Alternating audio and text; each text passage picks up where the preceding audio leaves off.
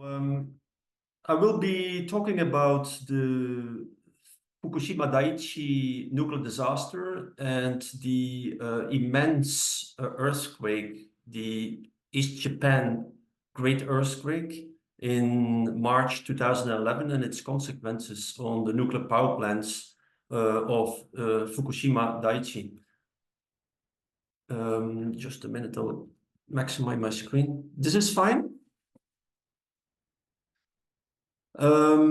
Yeah, so everything's fine. Okay. So just to situate the situation first, there was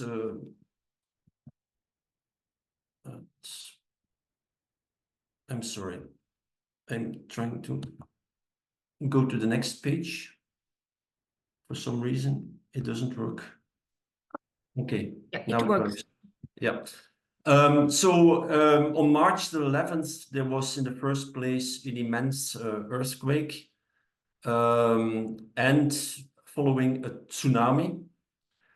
The nuclear power plant of Fukushima Daiichi was hit first by the earthquake itself, obviously, and there was a lot of structural damage by the earthquake itself. But after that, the power plant was flooded by the tsunami, which basically did cut off the electricity supply for the nuclear power plant. And so by March the 15th, this was a situation. There were only 3 reactors operational at that moment from the 6 nuclear power reactors. And all three reactors had a meltdown. And as well, the famous hydrogen explosions, which also affected Unit 4, where the spent fuel was unloaded from the reactor, but it has more consequences. There was no release from reactor 4. And so it is very important in this context that the disaster, as it's often called, of March 11th, was in the first place the tsunami, which killed almost 20,000 people. That's the official figure by 2021. And 2,500 people are still missing. And so that's the basic context. It's very important that there is a context of this nuclear disaster on top of the natural disaster. And the nuclear consequences are very diverse. In the first place, there were nuclear releases.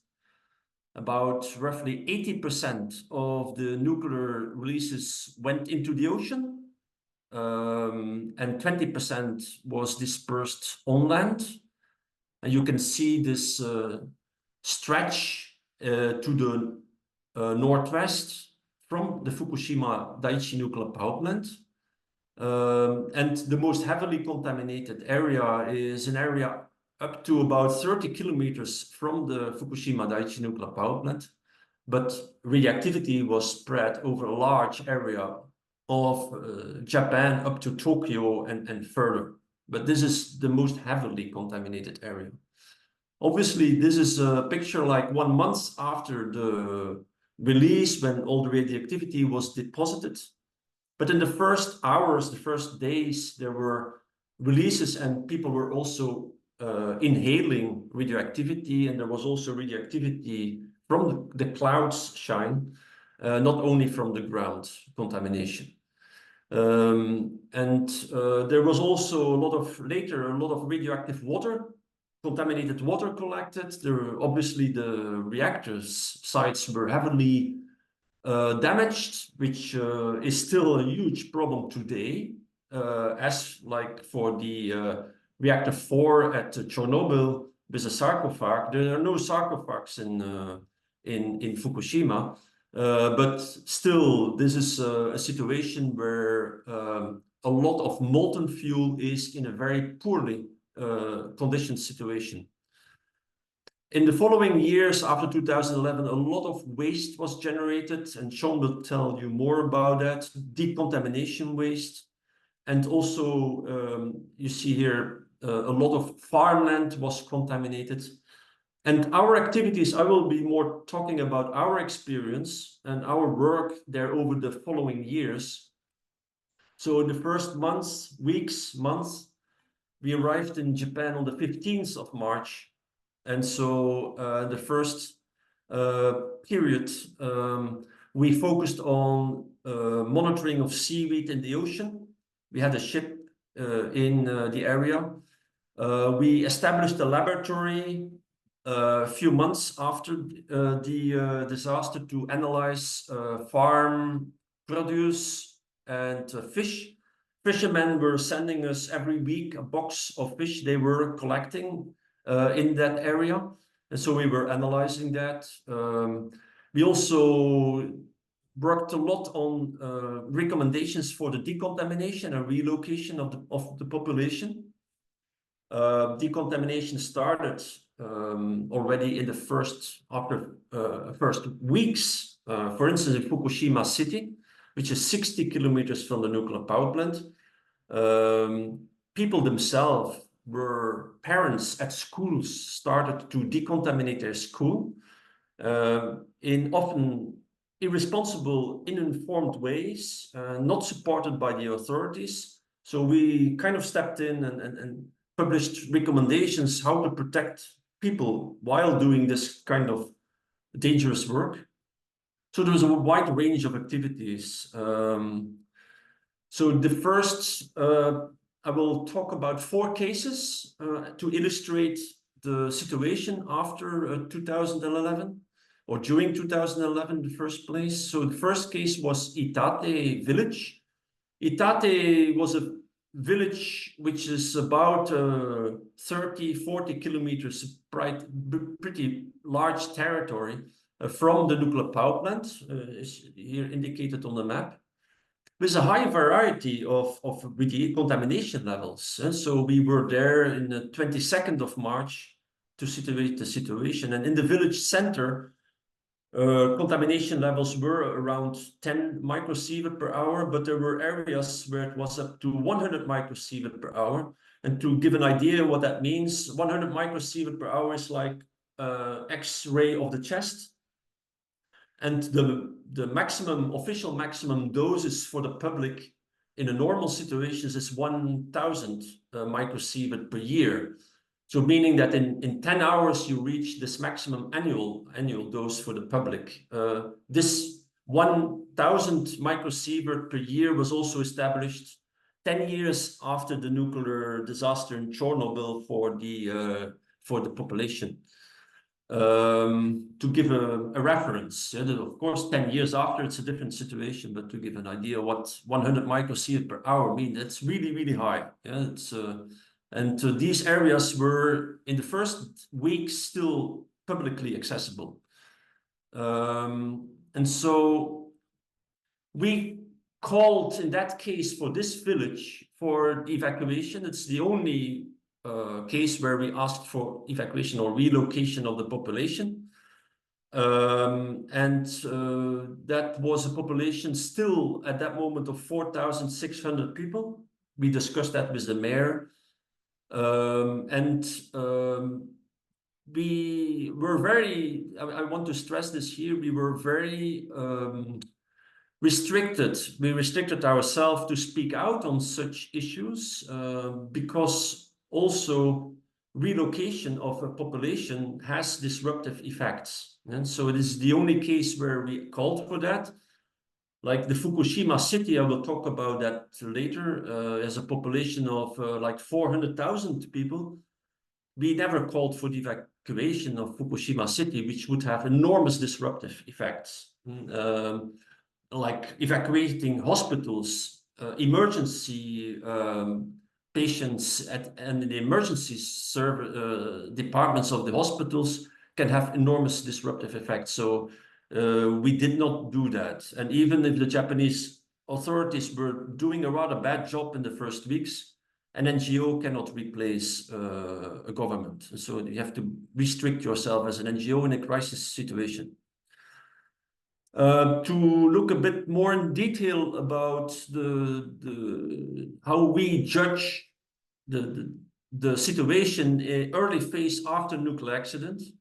Obviously, there is a whole mix of nuclear isotopes that is rejected from a nuclear power plant when there is an accident. And some are very short-living, like xenon-133 is 5 days, meaning after 5 days, it's half. After 50 days, 10 half-lives, it's 1/1000th of the same level. So that's this exponential decrease of radiation through decay.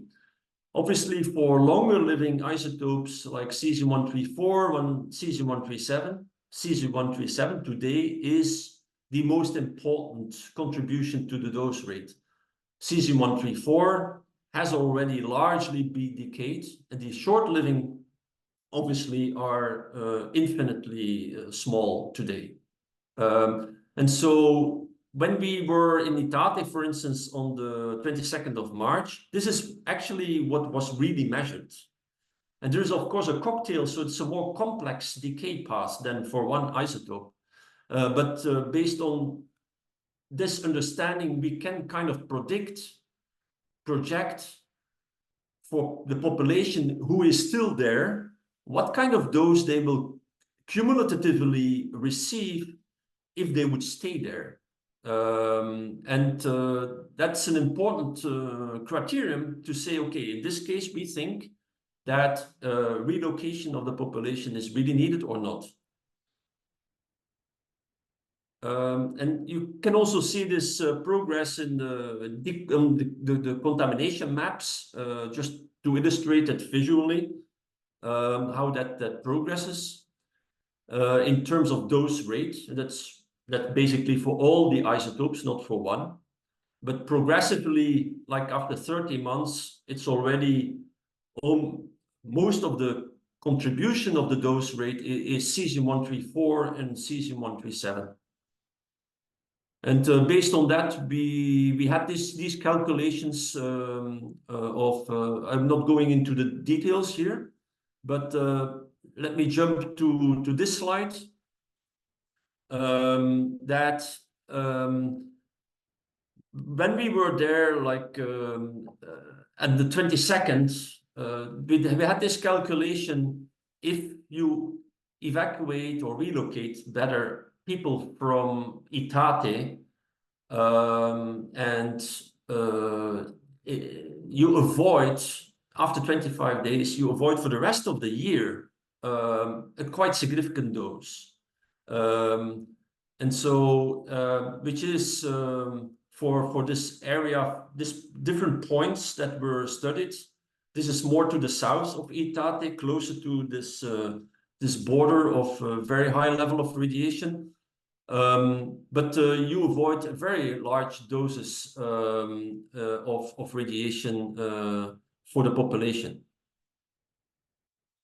And so I made we had this complex discussion with the Japanese authorities and with the spokesperson even of the Japanese government, saying, no, we will not evacuate the population. And then in the end they did, but meanwhile people really got an unnecessary dose. And this case is important to illustration because 4,600 people is something that was still manageable in the broader context of the tsunami victims, because logistically there was an enormous challenge already for the dealing with the tsunami. And if we just make a small jump to the situation in Ukraine, imagine, I hope not, but something bad would happen at Zaporizhzhia nuclear power plant. There would be a release of radioactivity. Obviously, you need to take, in the first place, the war context into account, which is a dominating factor, how you deal with a nuclear situation. The same thing was in Japan. Yeah? So that's very important in radiation protection, that you cannot be focused only on one subject. You have to take the full context into account.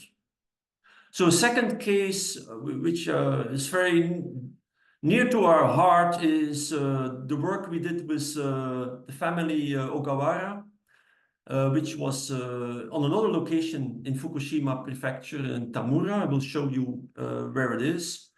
They had a farm, and so Tamura is here on the map, indicated, and that was actually protected from by mountains from most of the fallout. And so the contamination, even it was in Fukushima prefecture, but radiation doesn't spread in circles. It's very, very diverse, location by location. And so they asked us, we were there in the first week of April, and they asked us, okay, do we have a future for our farm here? And so we could kind of confirm, yes, there's no need, real strict need for you to relocate at this point. They did not have small children. And so we kind of recommended you can stay and please don't abandon your farm. Yeah? And that was incredibly important for a role as NGO, not only to say, okay, where it is really dangerous, but also where the situation was better controlled, and where people could actually have a future.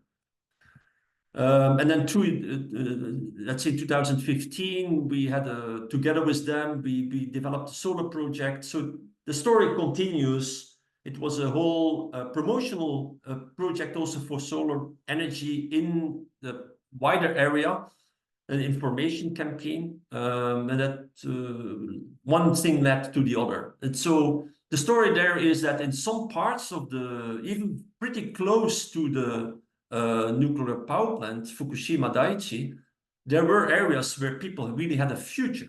And there were other areas where relocation of the population was really needed. So a third case, very briefly, on Fukushima city, which is 60 kilometers from the power plant. 1 year later, we were still identifying really dangerous hotspots in the middle of the city. So the cleanup, decontamination was not really done very well. And that had a lot to do with very politically driven priorities of the resources of the government, where they were putting their resources to relocate. And so we were at that moment commenting and really entering into the debate what the priorities should be for the limited resources that were available. And then a fourth case was on the return policy. Like starting from 2013 already, the government was developed a project for people that were relocated to return back after decontamination. That actually started in 2014. And we focused on 3 different villages, which were all in the so-called Area 1 area. So,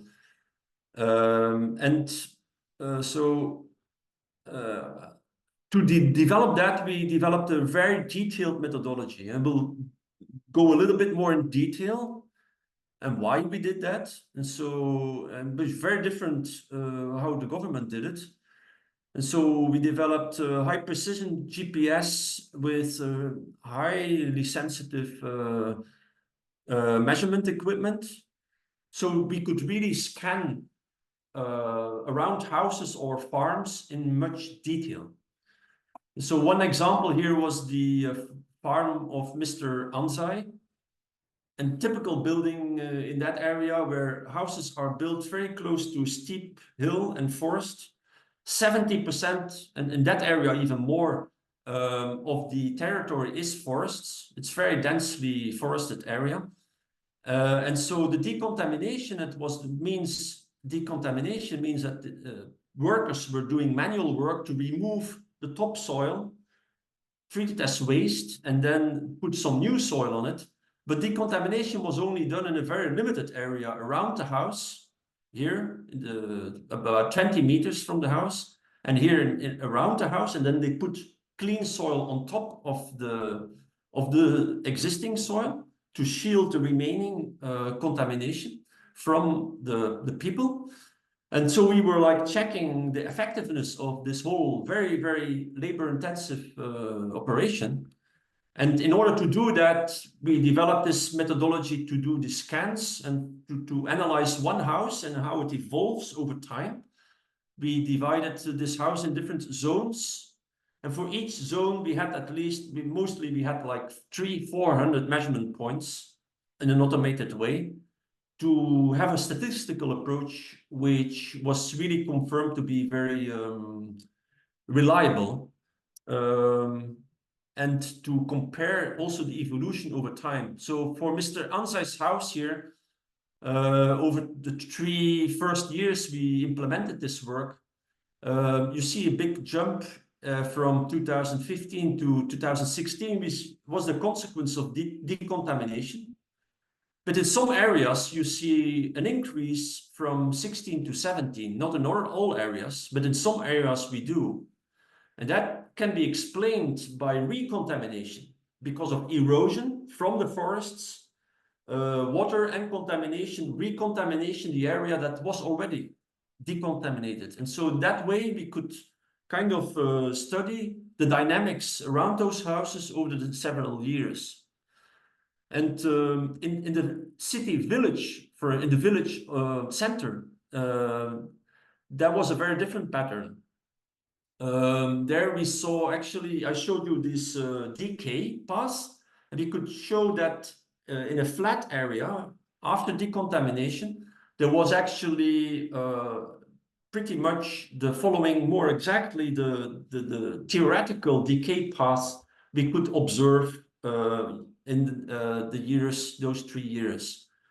And going back, we kind of observed here a bigger jump, and then we asked back the owner, that's weird. And then he said, oh yes, they did some further decontamination. So it was a very, very fine methodology to detect what was actually happening in the area. And so to summarize, for a more complex area, in the forested areas, decontamination was not really very effective because of the recontamination. And whereas in the center of a village, in a flat area, it was much more effective. So there are very different patterns there in different areas. And to finish, let's say, the next step was that we were confronted increasingly with, let's say, dense vegetation in the area.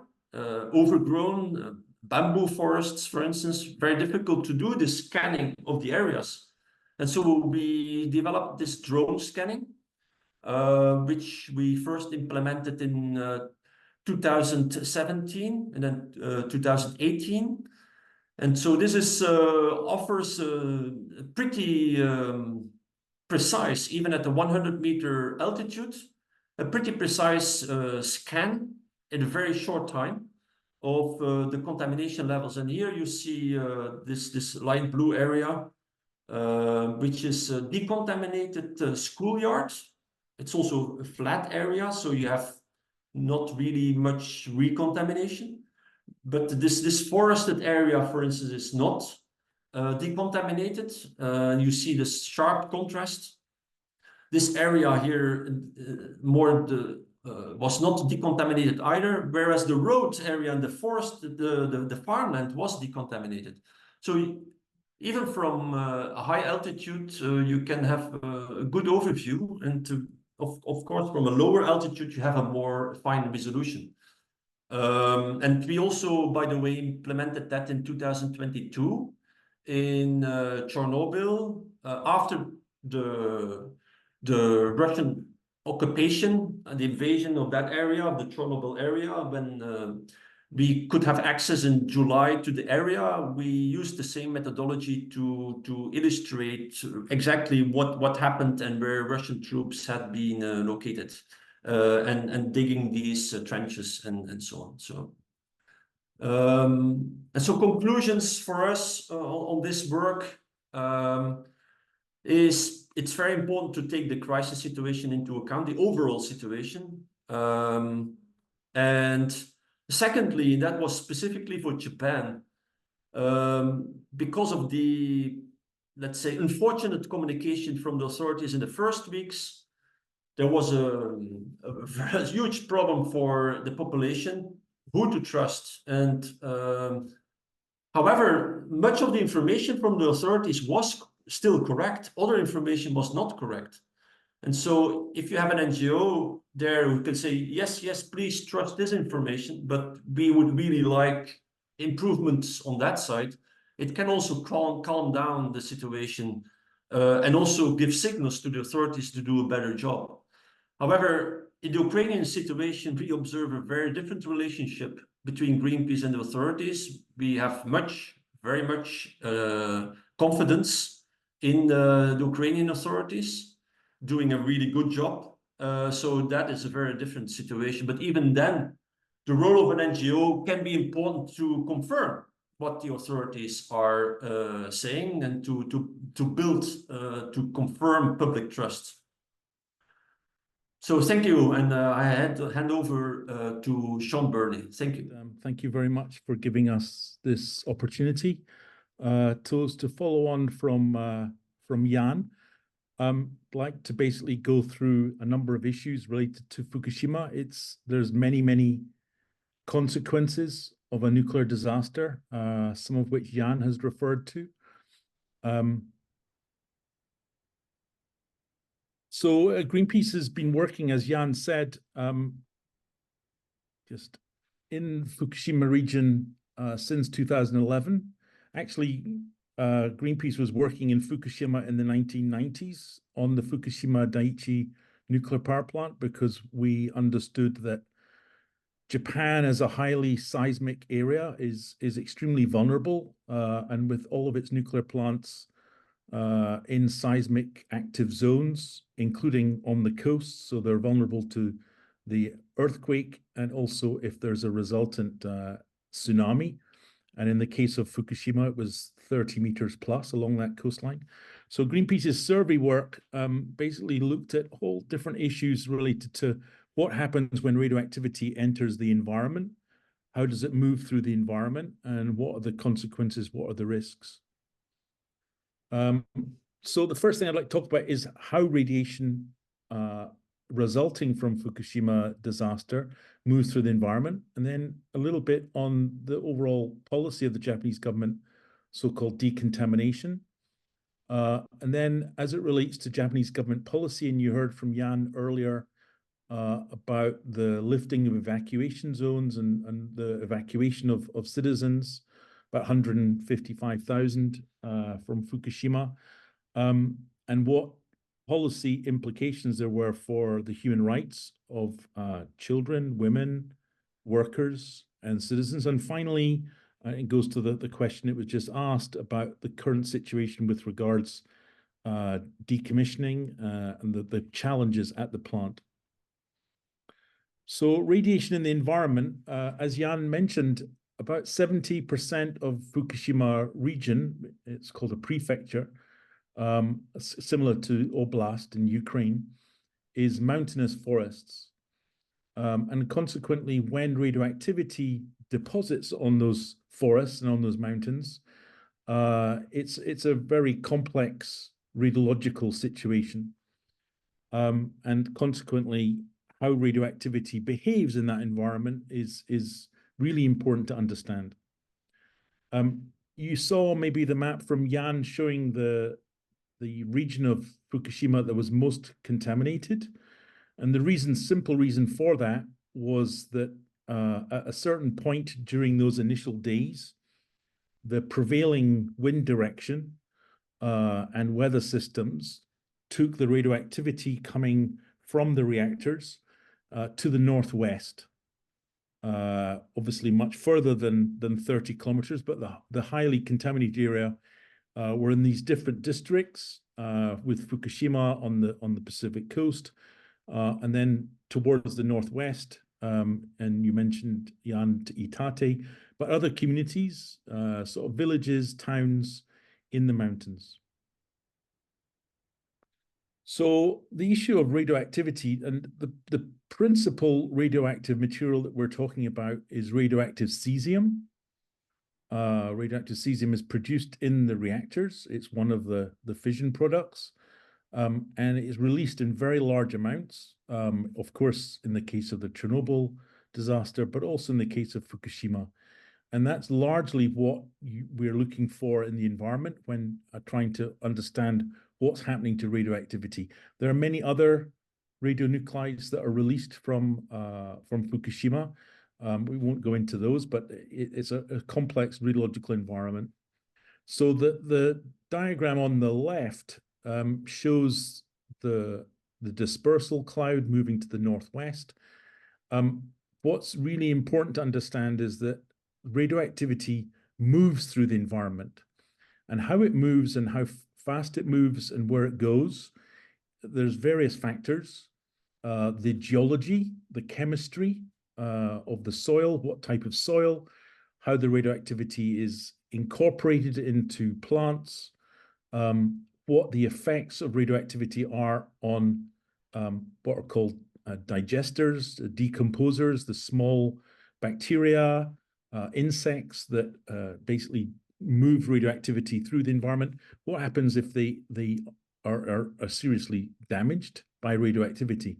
So Fukushima is an ongoing nuclear experiment, as Chernobyl is, and the zones around Chernobyl, in terms of what effect radioactivity has on the environment. One of the things that's particularly interesting about Fukushima is radioactivity moving through the river systems. And of course, as there's mountains, there's small streams which become larger rivers. And those rivers were a major source of radioactivity, both moving down through the mountains into the floodplains, the flatter areas of the coast of Fukushima, and then eventually into the Pacific. In addition to how radioactivity moves through the environment, of course, the important question is what is the effects of that radiation? And we're talking about low dose, so low radiation exposure.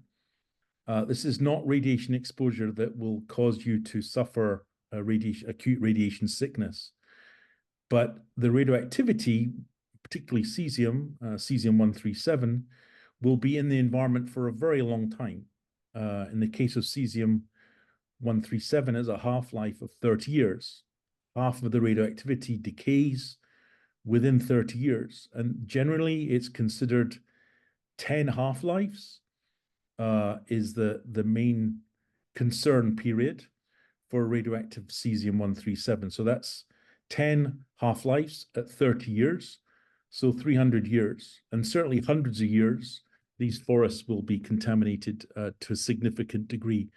Some of the early science, and there's been a lot of science done in Fukushima, not, of course, as much as been done on Chernobyl.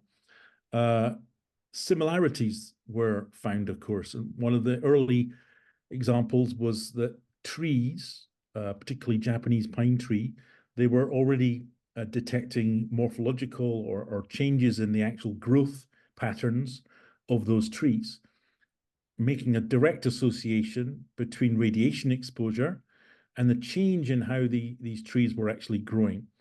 In fact, the samples for this study in 2015 were basically following that northwest plume, moving from the plant with high contamination closer to the plant. The further you got away from the plant, the less morphological or genetic damage that you could actually identify. And similarly, the impact on other fauna, flora, insects. One of the world's leading scientists, Professor Tim Musso, we work with in Japan.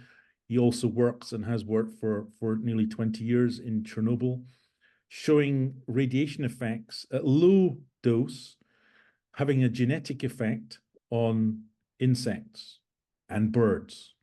And of course, the importance of that is these are, in English, we use the canary in the mine. What if these plants, insects, birds, mammals are showing radiation effects and they're exposed in a constant way to low dose radiation?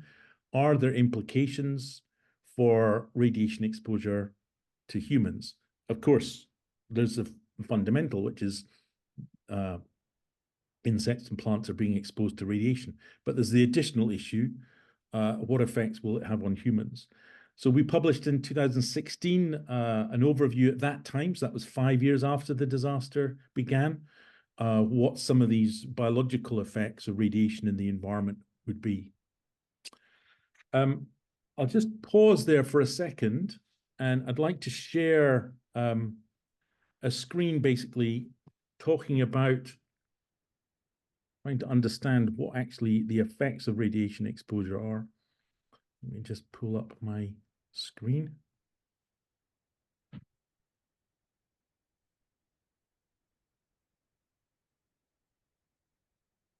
Okay. Bear with me.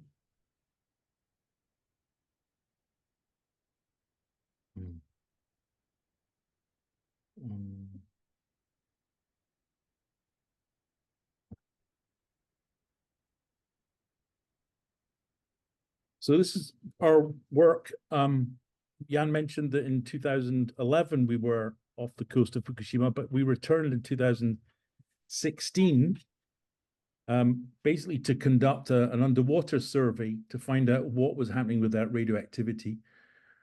Because of course, the forests and mountains are connected to the Pacific Ocean through those rivers. And one of the interesting issues is where that radioactivity was entering the marine environment. Of course, there was contamination from the disaster in 2011. About 80% of the radioactivity went into the Pacific Ocean. But there's also ongoing contamination coming down through the mountains and rivers into the coastal environment of Fukushima. And in fact, that's what we found, that actually the closer you got to river estuaries, that actually was some of the highest contamination. Rather than the wider seabed in the deeper ocean, the higher contamination was actually where the rivers were entering the Pacific Ocean. And of course, that's of significance as it comes to the issue which you might have heard of, which is the issue of radioactive discharges from the Fukushima plant. And I'll come to those in a minute. Clearly, when a nuclear accident happens, there's an enormous range of consequences. And this is why scientific investigations, the role of NGOs is so important, trying to understand the long-term effects, the immediate effects and long-term effects of radioactivity. I'll just go back to my presentation.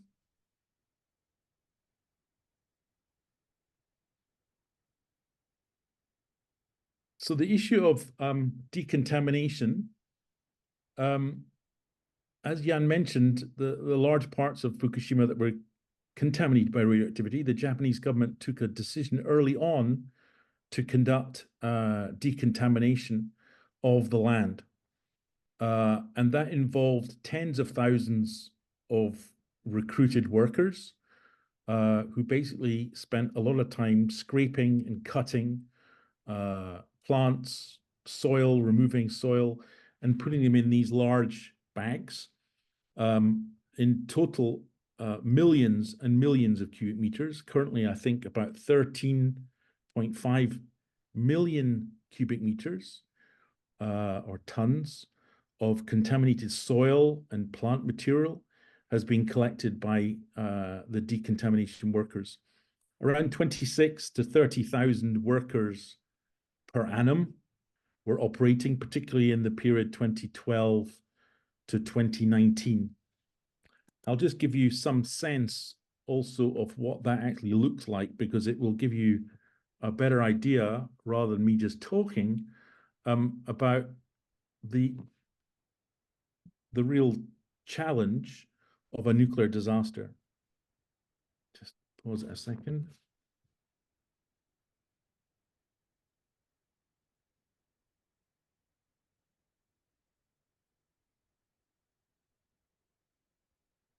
So the mountainous forests, basically hundreds and hundreds of square kilometers. These workers were often recruited from the streets of the large cities of Japan. They weren't nuclear workers as such, employed by the nuclear industry, They're employed by the government through subcontractors. And there were tens of thousands of these workers basically removing soil 2012 onwards. The peak periods were around 2015, 2016, 2017. And of course, one of the objectives of the Japanese government was to be able to say to the populations that had evacuated is that we've conducted decontamination, the radiation levels are safe, and please return to your home. Of course, that wasn't really the case, and we'll talk a little bit in a second about this decontamination myth. But this was something that was constantly being communicated to the Japanese population, to the international media, that decontamination was being effective and reducing radiation levels.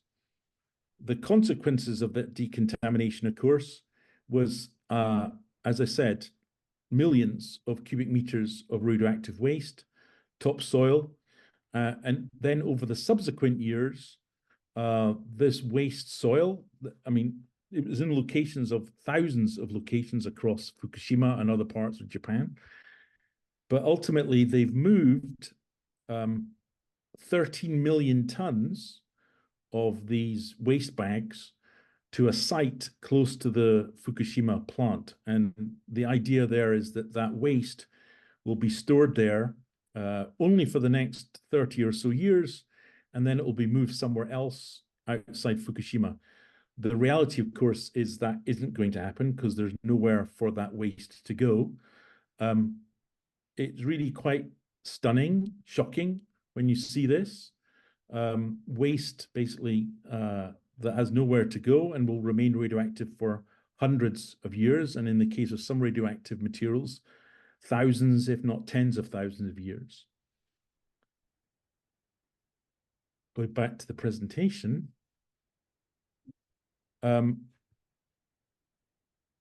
One of the things that Greenpeace was trying to explain to the public and politicians and the media is that decontamination effectively was a myth. And we did some calculations based upon our work and also analysis of Japanese government documents, and that showed that in fact only a very small area had any decontamination. And just to basically give you an example, one of the largest districts was Namie. It's this top one here. It's about 10, 15 kilometers north of the Fukushima plant. Had a population of about 21,000 people at the time of the disaster, and an area of 22,000 hectares. The Japanese government by 2017 was communicating that 100% of this district of Namie had been decontaminated. But actually, if you look deep down at the numbers, it was only about 10%. Why? Because most of it is mountainous forests. So 90% of the area had not been decontaminated. And the same to varying degrees applies to all the other districts of Fukushima. So there was this deliberate miscommunication on the part of the Japanese government, trying to reassure the people of Japan, and particularly the people in Fukushima, that you can recover from a nuclear disaster within a matter of a few years, and that it's safe for people to return to their homes.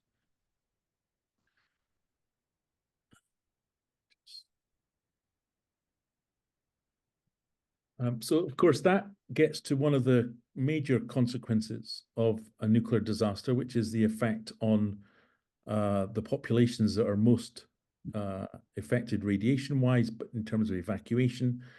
So in the case of Japan, of course, it was not just the population of Fukushima that were affected, but particularly for our work in Fukushima, that's the most relevant population that we supported and provided information to. And very early on, with tens of thousands of citizens evacuated, it was very clear that the Japanese government was not respecting their multiple human rights, the rights to information, the rights to be adequately supported in terms of health, in terms of education. This led to enormous number of legal challenges by Japanese citizens with their lawyers. Those cases are still ongoing. Tens of thousands of citizens involved in legally challenging the Japanese government and also the operator of the Fukushima Daiichi plant, Tokyo Electric. And just into one example where Greenpeace's work, and this information, of course, was provided to the lawyers, the Japanese government was insisting that decontamination was being effective and radiation levels were safe enough to return to. If the table on the right here, it relates to the school that Jan showed pictures of earlier. And we surveyed from 2017 to 2021 at that school. And the results here cover that 4-year period, 2017 to 2020. They set a target, the Japanese government, of decontamination to get to below what they considered was a safe level of 0.23 microsieverts per hour. That's still about 10 times higher than it was before the disaster. And what we found with our survey results was that in most cases, they were nowhere near that target. In fact, in about 100% of the forest in front of the school, they never reached that level. And it's entirely due to the radioactivity, its decay phase. And of course, the levels will be lower now, but they will remain above that level for many, many years, and therefore not safe for citizens to return. This, of course, led to not just concern on the part of Japanese society, Japanese lawyers, NGOs in Japan, but also the various UN human rights bodies, Human Rights Council in Geneva, special rapporteurs, and also UN committees, such as the UN Committee on the Rights of the Child, all deeply concerned by Japanese government policy. And over a number of years, those special rapporteurs played an absolutely central role in supporting the citizens, but also making statements to the Japanese government, providing evidence to the Japanese government, challenging them on their policies. The end result, of course, is that the Japanese government continues to ignore their own citizens, and that's why legal cases are still ongoing. And that's, of course, one of the consequences of operating nuclear reactors when you have an accident. It has long-lasting effects. It moves away from the headlines, doesn't get covered by the media as much as it has been, but these citizens are still going through these struggles with the Japanese government to this day, as we come within the next few weeks to the 13th anniversary of the Fukushima disaster. I'd then like to turn finally to the current situation at the Fukushima plant itself. So as Jan explained, it were 6 reactors, 3 of which were operating. And Greenpeace, since 2011, was already questioning what happened at the disaster. We published our first analysis on meltdown within a matter of a few months. Technical analysis showing actually that the situation was far more serious than was being reported. We also questioned what the IEA's role was in supporting Japan, promoting nuclear power, while at the same time saying it's concerned about the safety at the plant. The situation at the site, because of the fact that it's on the Pacific coast and that radioactive water contaminates and gets built up over years, is about 1.3 million cubic meters of contaminated water. In the foreground here, you can see tanks containing this underground water that's been pumped up, that's become contaminated from the reactors. There's also nuclear fuel. So each reactor that was operating, the fuel melted down. It's unclear exactly how much there is, but it ranges between 600 and 1,100 tons of highly radioactive fuel, plus thousands of tons of normal reactor fuel that hasn't melted down, an enormous amount of radioactive waste. Everything you see effectively will be radioactive and contaminated waste for the long term. In terms of costs, independent analysis, which is far more credible than the Japanese government, estimates between 50 and 70 trillion yen, so up to about 600 billion US dollars for the long-term management of this site. One of the problems is, of course, the site sits on the Pacific. Japan is mountainous. That means that groundwater that comes from the mountains passes through the floodplain and becomes contaminated because the radioactive fuel is in contact with water underneath the reactors. Just move to that one here. The nuclear fuel melted down through the reactor pressure vessel, that's the RPV, and the groundwater effectively has become contaminated. And the Japanese authorities, Tokyo Electric, the operator, have been pumping that water into tanks pretty much for the last 10, 11 years. The problem is there's no solution to this. The reactors are in direct contact with the environment. The radioactivity is in direct contact with the environment. And so the water will continue to become contaminated. And that's one of the fundamental problems with the idea that this site can be adequately decommissioned in the coming years. Just towards the end of the presentation, one of the major issues, of course, is the nuclear fuel, and it's between 600 and 1,100 tons of highly radioactive fuel. And that's the most radioactive material. It's a completely different order of threat compared to what's in the forests, because that's the radioactive material that has plutonium, strontium, all different types of radioactivity that remains absolutely hazardous and radioactive to the point that it's not possible for any humans to operate. It would be lethal dose within a matter of, well, depending on where you are, minutes to an hour. And so it's impossible for humans to go into these reactors to start removing the fuel. So there's an enormous program underway trying to develop ways to remove this nuclear fuel. The problem is they haven't got the technology. Not 1 gram of this nuclear fuel material has been removed yet. They're not really sure how they're going to remove even very small amounts. And one of the most serious recent developments was that the concrete base that the reactor pressure vessel sits on, they send video cameras in remotely, and they found that when the nuclear fuel melted down through the reactor pressure vessel, it destroyed the concrete pedestal, which is this huge, enormous concrete block that the reactor sits on. And basically the concrete was shattered by this very hot molten fuel. And all that's left is the steel cage, the rebars. And of course, this was a big shock. This is one reactor where they've found this, Unit 1.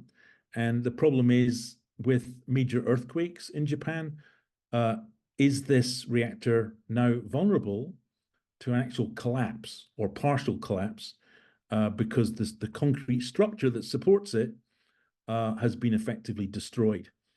So that's an urgent matter that is under investigation since the late 2022.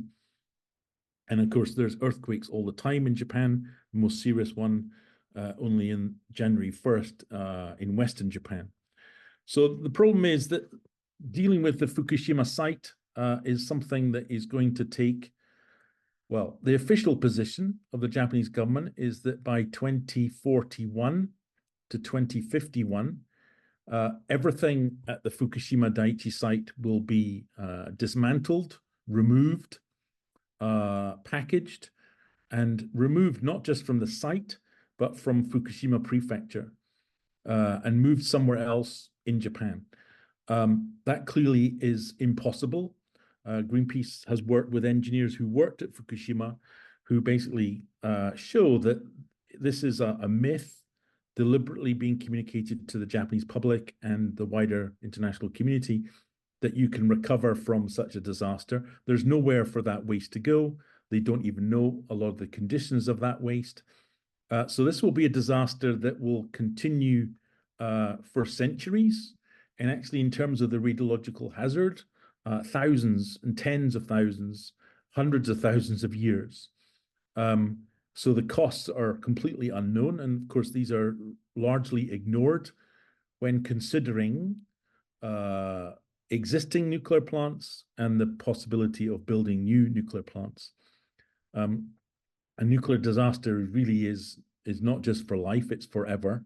And that's one of the reasons, of course, that Greenpeace continues to campaign to shut down nuclear plants and to stop new ones being built. Thank you very much.